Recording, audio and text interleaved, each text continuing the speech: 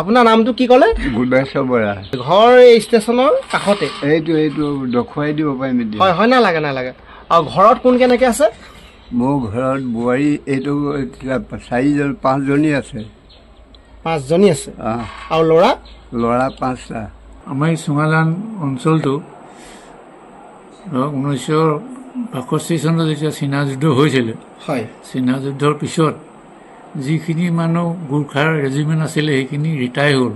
হয়, সেই ৰিটায়াৰ হোৱাৰ পিছত সেইখিনি স্থায়ীভাৱে বসবাস কৰিবৰ কাৰণে ধনচিৰিৰ পৰা একদম নাওজানলৈকে এই PW কিনাই 3খন গাঁৱৰ মানে চৰকাৰে বহুৱাই দিলে। নমস্কাৰ, মই হেমন্ত। আপোনালোক সকলোকে স্বাগতম জনালোঁ। আশা কৰিছোঁ আপোনালোক সকলো ভালে আছে। মই আছোঁ গোলাঘাট জিলাৰ ধনচিৰি মহকুমাৰ অন্তৰ্গত চুঙাজানত। মই আজি আপোনালোকক চুঙাজানখন অকণমান দেখুৱাবলৈ চেষ্টা কৰিম। লগতে চুঙাজানৰ যি সাপ্তাহিক বজাৰ, প্ৰতি শনিবাৰে সাপ্তাহিক বজাৰখন বহে, সেয়াও মই আপোনালোকক দেখুৱাম। আশা কৰিছোঁ ভিডিঅ'টো আপোনালোকে স্কিপ নকৰাকৈ শেষলৈকে চাব। আৰু ভিডিঅ'টো চাই যদি আপোনালোকক ভাল লাগে তেন্তে লাইক শ্বেয়াৰ কৰি দিব। আৰু এতিয়ালৈকে যে মোৰ পেজটো ফ'ল' কৰা নাই, অনুগ্ৰহ কৰি মোৰ পেজটো ফ'ল' কৰি দিব। গতিকে আহক ভিডিঅ'টো আৰম্ভ কৰোঁ। সৰ্বপ্ৰথমে মই আপোনালোকক চুঙাজান ৰেলৱে ষ্টেচনটো দেখুৱাব বিচাৰিছোঁ। গতিকে আহক আমি সেয়া চাওঁ।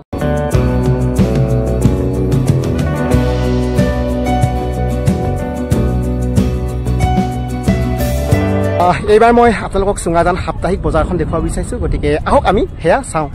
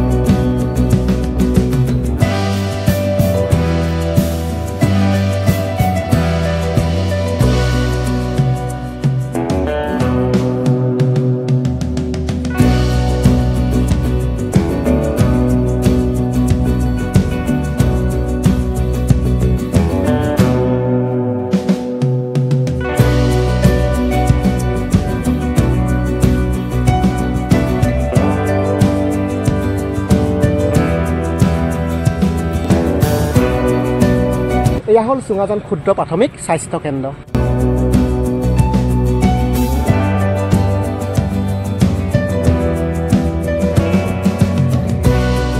এইবাৰ মই আপোনালোকক চুঙাজান আৰক্ষী থানাখন দেখুৱাব বিচাৰিছোঁ। এয়াই হ'ল চুঙাজান আৰক্ষী থানা।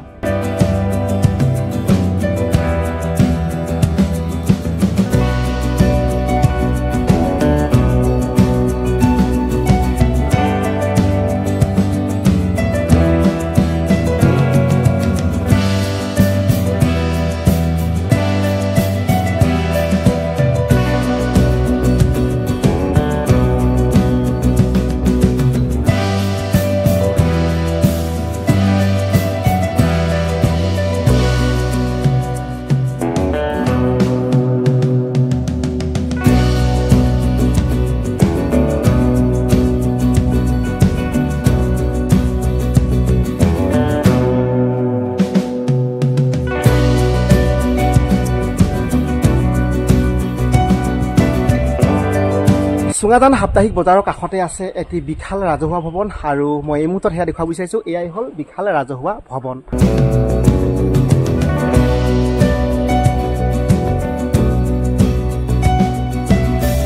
ৰাজহুৱা মঞ্চৰ সমীপতে এয়া হ'ল চুঙাজান মধ্য ইংৰাজী বিদ্যালয়।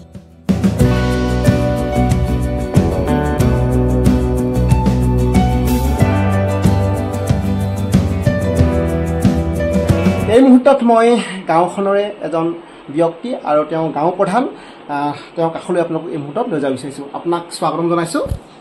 নমস্কাৰ। হয়, মই আজি আপোনালোকৰ গাঁৱলৈ আহিলোঁ আৰু এই চুঙাজানখনৰ বিষয়ে আপোনাৰ পৰা অকণমান চমুকৈ জানিব বিচাৰিম। কি ক'ব?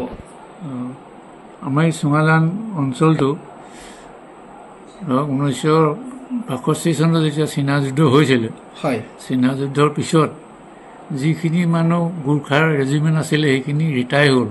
হয়, এই ৰিটায়াৰ হোৱাৰ পিছত সেইখিনি স্থায়ীভাৱে বসবাস কৰিবৰ কাৰণে ধনচিৰিৰ পৰা একদম নাওজানলৈকে এই PWD কিনাই কিনাই 3খন গাঁৱৰ মানে চৰকাৰে বহুৱাই দিলে।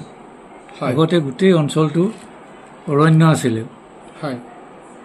বহুৱাই দিয়াৰ পিছত তেওঁলোকে চৰকাৰে 3 বান্দুল টিং আৰু 300কে টকা দি মানুহখিনি বহুৱাই দিলে, এটা এটা মানে ৰাইফল দি।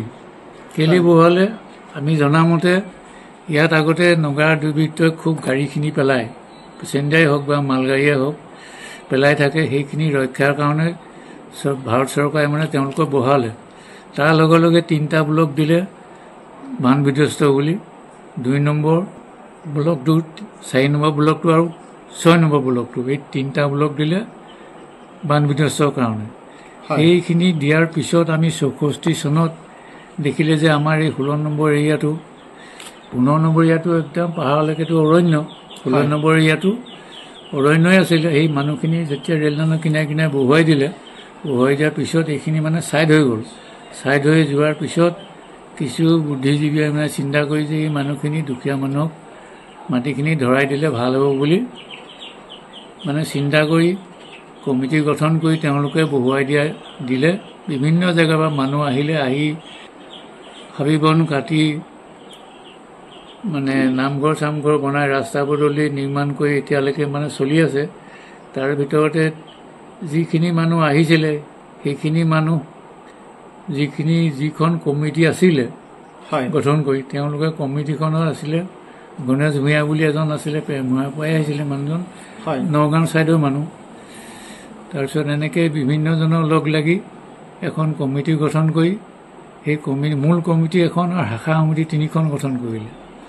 মূল সমিতিয়ে গোটেই 16 নম্বৰ এৰিয়াটো, চুঙাজান 16 নম্বৰ এৰিয়াটো তদন্ত কৰে আৰু 3খন কমিটিয়ে 3টা ভাগ কৰি ল'লে, বোকাজান জোন, চুঙাজান জোন, নাওজান জোন, এনেকৈ 3টা ভাগ কৰি ল'লে।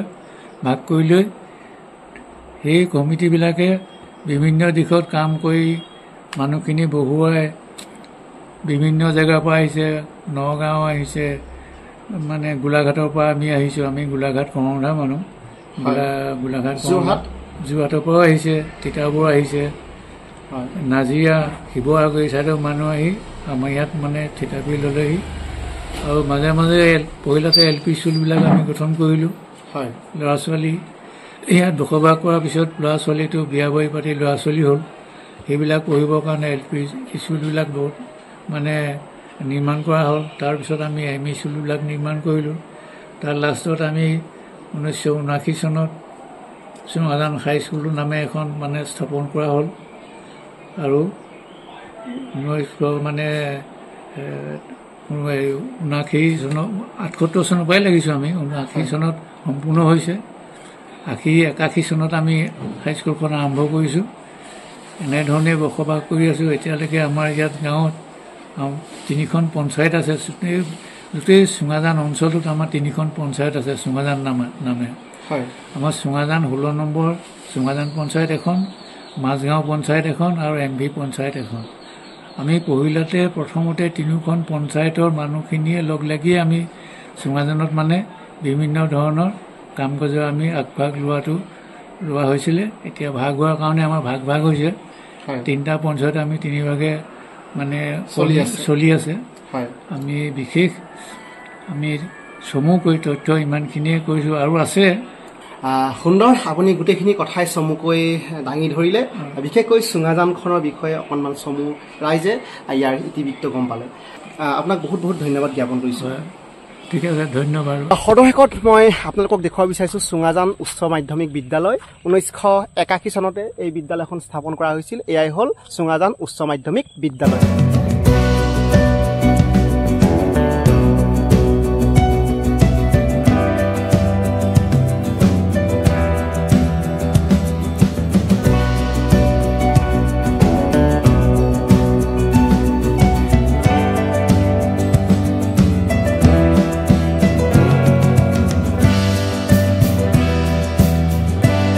আজি ভিডিঅ'টোত মই আপোনালোকক ইমানেই চুঙাজানখন দেখুৱালোঁ। নিশ্চয় ভিডিঅ'টো চাই ভাল লাগিল। পুনৰ এটা নতুন ভিডিঅ'তে লগ পাম। গতিকে আজিলৈ আহিছোঁ, বাই বাই।